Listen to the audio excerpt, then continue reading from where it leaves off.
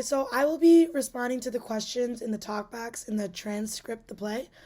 The first question is, has your perception of trans people changed as a result of this play?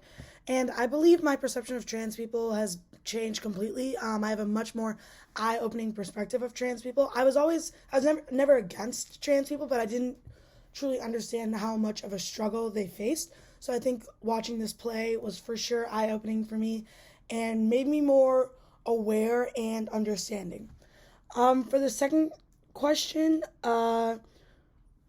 which characters did you resonate with the most? I think the character I've resonated with the most is probably the Aussie girl, the one Aussie. I think she was super funny, upbeat. So I think I resonated with her the most.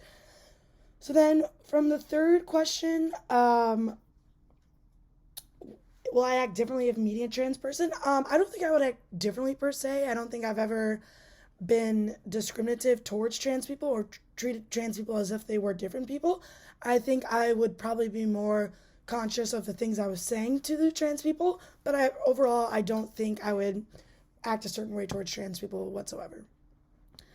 The second or the fourth question is, do you think you could be a better ally? I for sure think I could be a better ally. I think this play really explained to me of how I could be a better ally.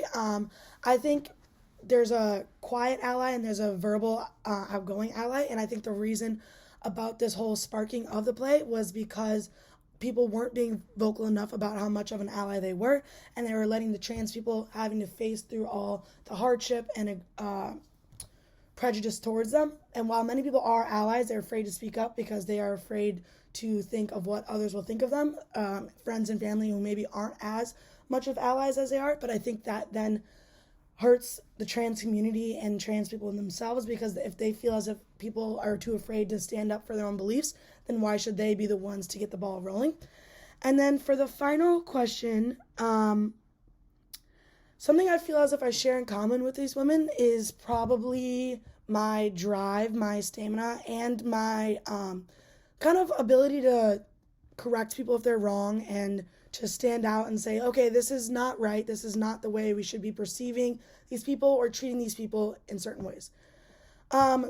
My first question for the group is, do you think if it was another group discriminated against, there would be more people supporting the community versus, let's say, like, for example, if it was a African American community, do you think they would receive more support than the trans community?